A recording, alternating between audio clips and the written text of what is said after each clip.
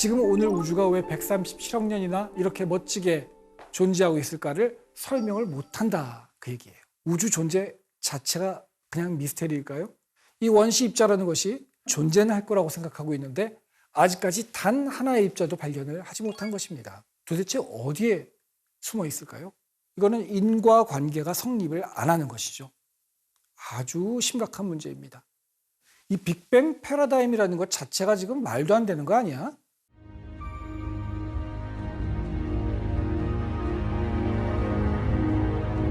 안녕하세요. 이석영입니다.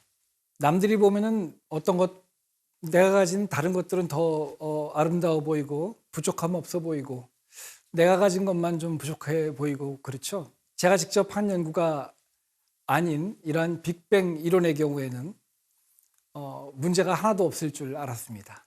도대체 빅뱅 이론에는 어떤 문제가 있을까요? 지금까지 빅뱅 이론에 대해서 저희가 알고 있는 내용을 간단하게 되짚어 보겠습니다. 우주는 현재 팽창 중인데 그것을 우리가 팽창 법칙을 따라서 허블 상수라는 값으로 표기를 합니다. 대략 300만 광년 떨어져 있는 두 개의 천체는 서로 초속 70km의 속도로 멀어져 가고 있다는 뜻입니다. 그리고 우주의 운명은 우주의 에너지 밀도, 총 에너지 밀도가 결정을 한다고 하는데요. 우주 공간의 기하를 편평하게 만드는 밀도를 우리가 임계 밀도라고 할 때 현재 우리가 발견한 바리온 물질 밀도의 총 값은 임계 밀도의 단지 4%밖에 안 되어서 이게 만약에 맞는 말이라면 우리의 우주는 공간 기하의 입장에서 볼 때 열린 우주고 팽창의 입장에서 볼 때는 계속 팽창할 것 같은 그러한 지금 상황입니다. 그것이 이제 우리가 알고 있는 우리의 우주인 것이죠. 도대체 뭐가 문제라는 걸까요? 첫 번째 문제는 편평도의 문제입니다. 우주에 존재하는 천체로부터 저희가 구한 에너지 밀도의 값은 우주를 편평하게 만드는데 필요한 임계 밀도의 단지 4%밖에 안 된다고 그랬죠. 그런데 우주가 한 점에서부터 출발해서 팽창해서 오늘날이 있기까지는 우주의 이제 밀도 값이 계속 변해 오지 않겠습니까? 그런데 오늘날 만약에 우리의 밀도가, 에너지 밀도가 임계 밀도의 4%라면 이 값은 초기 우주, 작았던 우주에는 어떤 값이었을까요?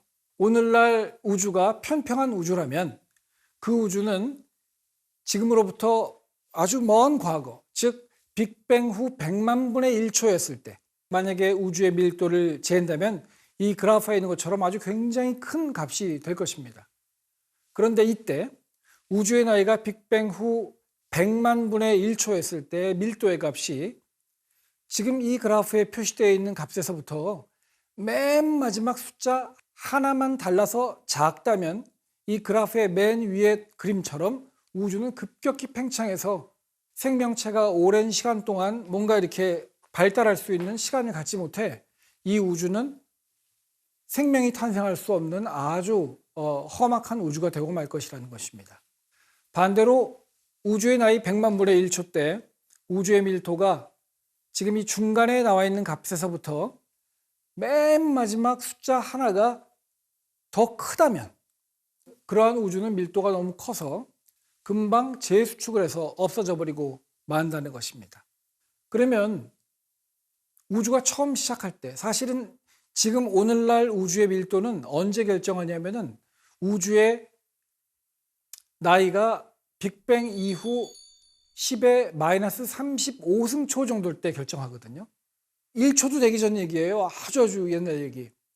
그때 결정한 밀도 값이 오늘날까지 유지가 되는 것입니다. 근데 그때 밀도 값이라는 건 어마어마하게 큰 값이거든요. 1을 앞에 쓴 다음에 뒤에 0을 한 100개쯤 써야 될 수도 있어요.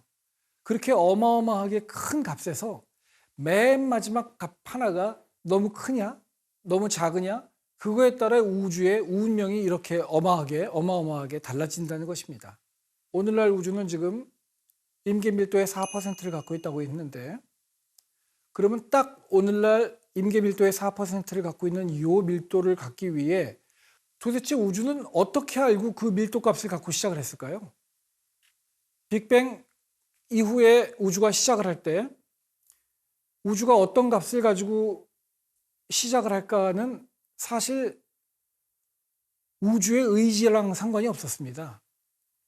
현대 관측 우주론적인 이해에 의하면 양자역학적으로 확률에 의해 주어진 값이라고 저희들이 생각을 하는데, 여러분 나비 효과라고 들어보셨죠?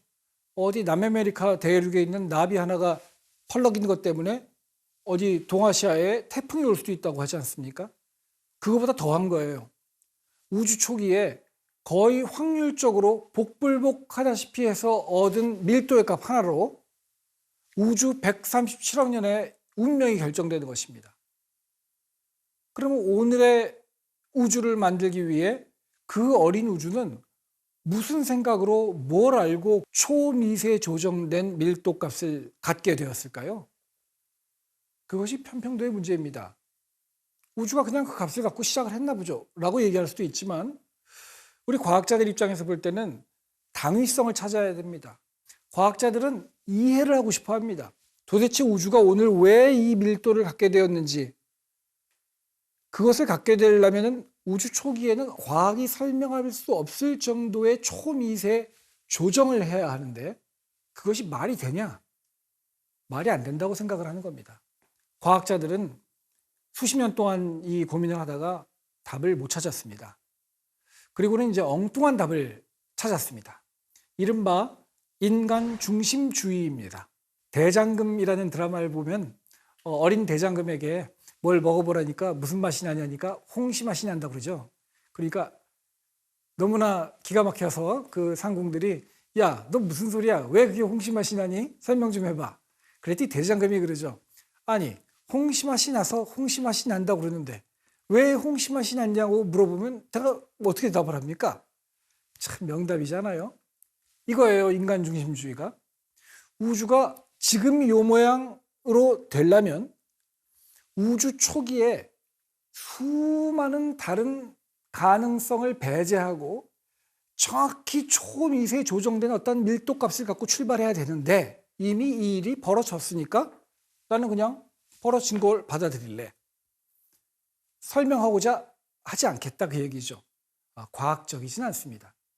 옛날에 로저 펜로우즈라고 하는 아주 위대한 옥스포드의 물리학자가, 천문학자이자 물리학자가 은퇴 강연을 했을 때 제가 이 질문을 드렸어요, 그분한테.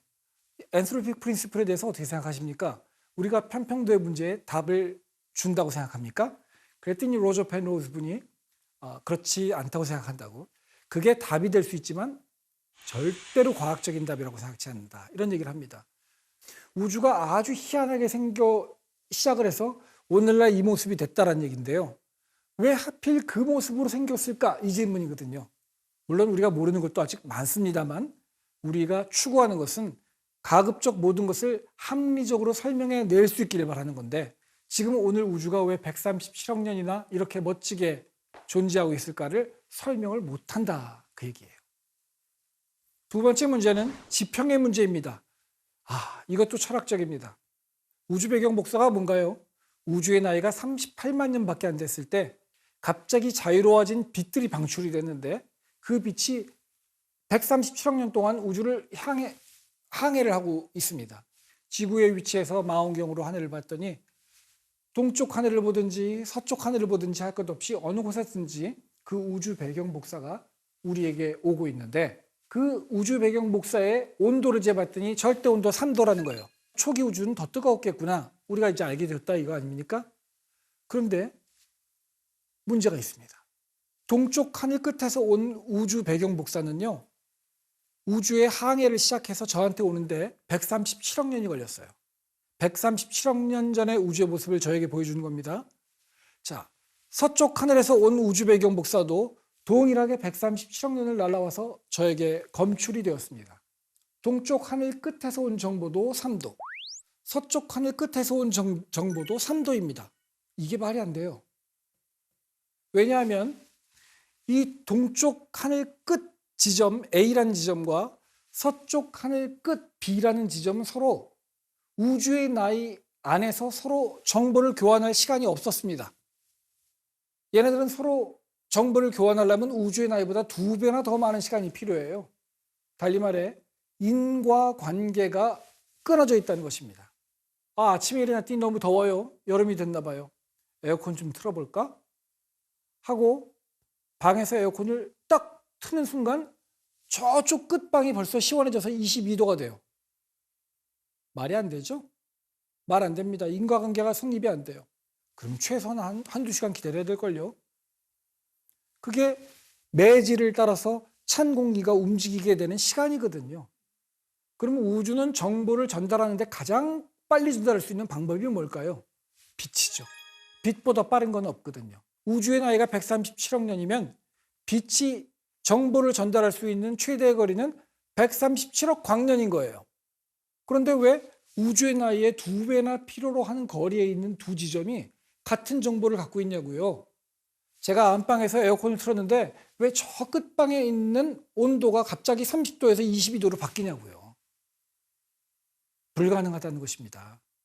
현대 과학의 가장 중요한 개념 중에 하나가 빛의 속도에 대한 것입니다. 빛의 속도는 일정하다. 그 다음에 빛보다 빠른 것은 없다. 그 어느 것도 빛을 초월해서 정보를 전달할 수가 없어요. 그런데 우주의 한쪽 끝도 3도, 다른 한쪽 끝도 3도. 도대체 이게 말이 안 되는 겁니다. 어느 방향을 보든지 다 똑같이 3도예요.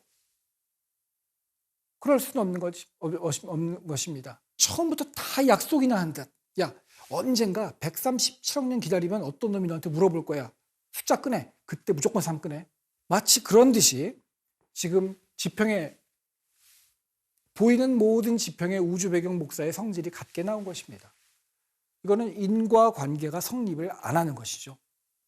아주 심각한 문제입니다. 이 빅뱅 패러다임이라는 것 자체가 지금 말도 안 되는 거 아니야? 이제 이런 의문을 품게 된 것입니다. 세 번째 문제는 원시 입자의 문제입니다. 원시 입자 문제, 이건 뭐냐면요. 우주가 전부터 출발을 해서 대통일 시기를 거쳐 지금까지 이제 왔잖아요. 그런데 힘들이 통일되어 있을 대통일 시기, 그렇게 초기 우주 때는요, 아주 다양한 에너지가 높은 고에너지 입자들이 탄생을 했다가 또 함께 만나서 소멸하고 탄생하고 소멸하고 탄생하고 소멸을 했을 겁니다. 그런데 우리가 과학을 해보면 탄생을 한 것이 언제나 다 100%다 소멸하는 것이 아니에요. 기회가 안 될 수도 있는 거예요. 확률적으로 보면 대부분 탄생하는 것들이 반입자를 만나서 소멸을 하게 되지만 경우에 따라서는 환경이 그렇게 되지 못해서 하나가 이렇게 낙오가 되는 경우가 있습니다. 그러한 입자들이 만일 오늘까지 화석으로 남아있다면 걔네들은 굉장히 큰 에너지를 갖고 있기 때문에 발견하기가 굉장히 쉬워야 될 거란 얘기예요. 그래서 지금 이런 입자들이 우주 초기에 만들어졌겠구나. 그래서 오늘 발견되겠지라고 기대되는 입자들은 질량으로 치면 어느 정도냐면 수소 원자의 1억 배 곱하기 1억 배 정도입니다. 엄청나게 무거운 거죠. 이렇게 무거운 원자는 없거든요, 우주에. 만약에 이런 애들이 우주에 존재한다면 발견이 비교적 쉬워야 됩니다. 그래서 지금 찾으려고 하는 거죠. 과학자들이 찾기 시작한 지가 지금 한 50년 됐어요. 빅뱅 이론이 고안된 이후부터 계속 저희들이 그걸 찾기 시작을 했습니다. 그런데 지금까지 단 한 개도 찾지를 못했습니다. 그건 너무 실망적인 일이에요. 양전자도 우주 초기에는 아주 많았는데 쌍생성, 쌍소멸 이런 걸 통해서 만들어지기도 하고 없어지다가 오늘날 우주에 발견되긴 하거든요. 특히 블랙홀 근처에서 새롭게 탄생해서 만들어지기도 하고 발견되긴 합니다. 그런데 드물다고 해서 전혀 발견되지 않으면 그건 좀 실망스럽잖아요. 이 원시 입자라는 것이 정상적인 입자 물리 내에서는 예측이 되는 그러한 화석 입자들인데 아직까지 단 하나의 입자도 발견을 하지 못한 것입니다. 도대체 어디에 숨어 있을까요?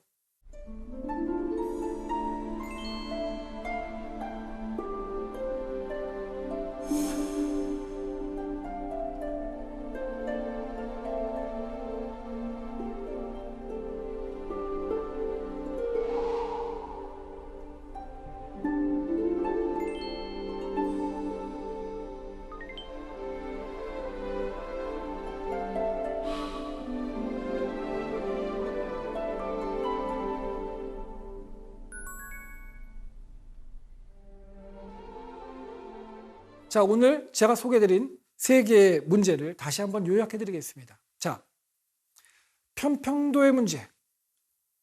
사실 편평도의 문제를 피할 방법이 하나 있기는 해요. 우주가 아예 처음부터 편평하게 시작하면 돼요. 편평하다는 얘기는 기하구조가 편평하다는 얘기예요. 그 편평하게 만들려면 아주 정확하게 초미세 조정이 된 밀도를 갖고 출발하면 되거든요. 하지만 왜요? 현재 우리가 이렇게 137억 년이나 잘 먹고 잘 살고 있는 게 문제라는 것입니다. 신이 만약에 우주를 시작할 때 아무 값이나 하나 결정해. 그걸로 우주의 운명이 결정된다. 공을 100개, 1000개를 갖다 놔도 부족한 그렇게 거대한 숫자 중에 하나 정도도 안 되는 확률이라는 거예요. 지금 우리가 살아있는 게. 이상하잖아요. 홍시맛이 나는 거지, 지금. 2번째, 지평의 문제. 이해할 방법이 없어요. 말이 안 되는 거예요, 이거 도대체. 말이 안 돼요. 우주의 한쪽 끝과 다른 끝이 완전히 동일한 정보를 갖는다? 이해할 방법이 지금 없어요. 원시 입자의 문제는 어떨까요? 오케이. 이거는 방법이 있어요. 뭐냐면 입자 물리, 난 이해 못해. 복잡해. 그냥 접어두면 돼요. 그거는. 좋은 방법은 아니겠죠. 이 3가지 문제 외에도 다른 문제들이 있지만 우선 이 3가지 문제는 아주 고전적인 문제인데 셋 다 아주 치명적이라고 생각을 해서 이 셋 중에 하나라도 설명을 하지 못하면 빅뱅 문제는 지금 어려움에 봉착해 있다라고 생각을 하게 되는 것입니다. 어떻게 이거를 우리가 이해하고 타악해 나갈 수 있을까요? 우리가 우주의 에너지를 지금 4%만 찾았다고 하는데 이게 아닌 것 아닐까? 이거보다 좀 더 많은 에너지가 존재하는데 못 찾고 있는 건 아닐까에 대해서 암흑물질이라는 연구 분야를 소개드리면서 말씀드릴 거고요. 차츰차츰 우리가 이 3 문제를 다 해결할 수 있는 방법을 찾아가게 될 것입니다. 다음 주에 뵙겠습니다.